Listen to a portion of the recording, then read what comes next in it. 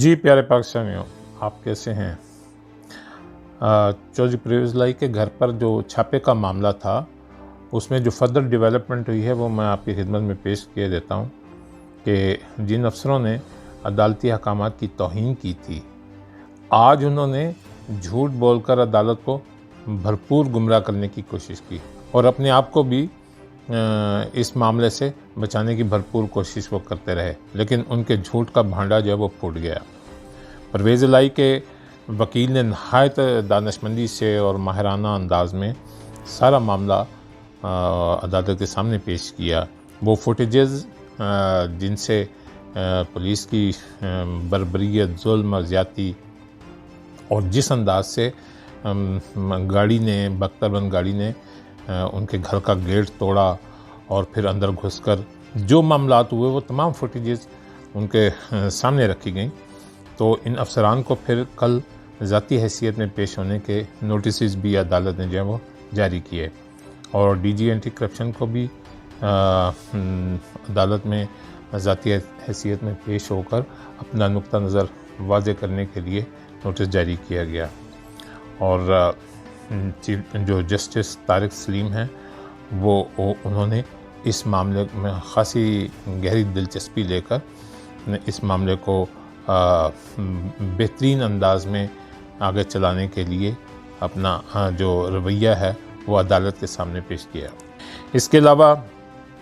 आज इमरान खान साहब जब इस्लामाबाद अपनी पेशी के लिए गए तो उस भीड़ में, रश में उनकी टांग पर जो दबाव आया तो उसकी वजह से उनके ज़ख़म पर वर्म आ गया, यानी वो सूज गया, जिसकी वजह से फिर और ये जो मामला है ये इफ्तिखार दुरानी साहब ने ट्वीट करके बताया और ज़ख़म की सूजन फिर इस कदर वो बढ़ गई कि डॉक्टर्स ने इमरान खान साहब को मशवरा दिया कि वो 48 घंटे कम से कम बेड रेस्ट करें, क्योंकि बज़ाहिर ऐसे लगता है कि जैसे आगे इलेक्शन कैंपेन आ रही है, जल्द से जुलूस और रैलियां वगैरह, तो जब खान साहब अमली तौर पर बाहर निकलेंगे तो ज़ाहिर है फिर वो पूरी तरह से फ़िट होंगे तो फिर वो इस इलेक्शन कैंपेन में अमली तौर पर हिस्सा ले सकते हैं। तो इस सिलसिले में फिर उनसे ये कहा गया कि अगर उन्होंने कुछ चलना फिरना है तो वो इसके लिए व्हील चेयर का इस्तेमाल करें। तो उनके साथियों ने भी उन्हें मशवरा दिया कि अमली तौर पर इलेक्शन कैंपेन में हिस्सा लेने के लिए उन्हें चाहिए कि वो पूरी तरह से रेस्ट करें। आज इलेक्शन कमीशन ने सुप्रीम कोर्ट में एक दरख्वास्त दायर की है कि सुप्रीम कोर्ट जो है वो इलेक्शन की तारीख देने का इख्तियार नहीं रखती।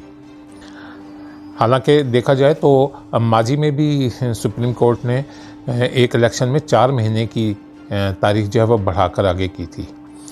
तो सुप्रीम कोर्ट इलेक्शन की तारीख जो है वो 14 मई जो है वो वापस ले, ये इलेक्शन कमीशन का कहना है और ये कि सुप्रीम कोर्ट जो है वो इस मामले में अपने अख्तियार से तजावज़ ना करे। अब सूरत हाल ये है कि पूरी पाकिस्तानी कौम इन मुज़ाकरात की नाकामी के बाद सुप्रीम कोर्ट की तरफ देख रही है। तमाम निगाहें अब सुप्रीम कोर्ट पर जमी हैं कि सुप्रीम कोर्ट क्या फ़ैसला करती है। तो अगर सुप्रीम कोर्ट ये फ़ैसला करती है कि 14 मई को जो अनाउंस किए गए हैं इलेक्शंस वो 14 मई या कुछ दिन सुप्रीम कोर्ट इसको आगे बढ़ा देती है, तो क्या हुकूमत और इलेक्शन कमीशन एक मुनसफ़ाना, फ्री एंड फेयर इलेक्शंस जो है वो उनका इनेकाद करवाती है या नहीं। अगर ऐसा हो जाए तो कौम उम्मीद करती है कि अवामी मुंतखब नए नुमाइंदे और जो पार्टी बरसर इक़्तिदार आएगी उसको अवाम की पज़ीराई भी हासिल होगी, तमाम अदारों की पज़ीराई हासिल होगी और इसके साथ साथ बैनुल-अक़वामी सतह पर भी उसको रिकगनाइज़ किया जाएगा कि ये अवामी नुमाइंदे हैं और अवाम की मुंतखब करदा पार्टी जो है वो बरसर इक़्तिदार आई है। तो उनके साथ किस तरह से नए अंदाज में, नए तरीके से इस पार्टी के साथ कैसे चला जाए। और साथ साथ पब्लिक अकाउंट कमेटी के जो सरबराह हैं नूर आलम खान साहब, जो पीटीआई के टिकट पर जीत कर कौमी असम्बली में पहुंचे थे, तो बाद में वो मुनहरफ हो गए। तो उन्होंने आज सुप्रीम कोर्ट के रजिस्ट्रार को एक ख़त अरसाल किया है कि वो 2010 से लेकर 2021 तक के जो फाइनेंस के शोबे से ताल्लुक़ रखने वाले मामलात हैं वो लेकर तो कौमी असम्बली में आएँ, और अगर वो ना लेकर आए तो उन्हें गिरफ़्तार करके लेकर आया जाएगा। तो ये भी एक डेवलपमेंट थी जो हुई। मुज़ाकरात के सिलसिले में जो सिनेरियो सामने आया है, जो ज़राए ने रिपोर्ट की है, वो ये है कि बज़ाहिर तो ऐसा लगता है कि जैसे इंतखाबात के सिलसिले में जो ये मुज़ाकरात शुरू हुए थे, ये तकरीबन बेनतीजा ख़त्म हो गए हैं। लेकिन ज़राए का ये कहना है कि बिहाइंड द सीन भी कुछ ऐसे लोग हैं जो मुज़ाकरात कर रहे हैं। यानी उनका कहना ये है कि पीटीआई की तरफ से ये कहा गया है कि अगर हुकूमत जून के पहले हफ्ते में बजट पेश कर दे तो फिर पीटीआई की तरफ से ये डेट 14 मई से 14 अगस्त तक हुकूमत को इलेक्शंस के लिए रियायत दी जा सकती है, और हुकूमत जो है फिर इस सिलसिले में 8 हफ्ता जो है ना वो पीछे आ जाए,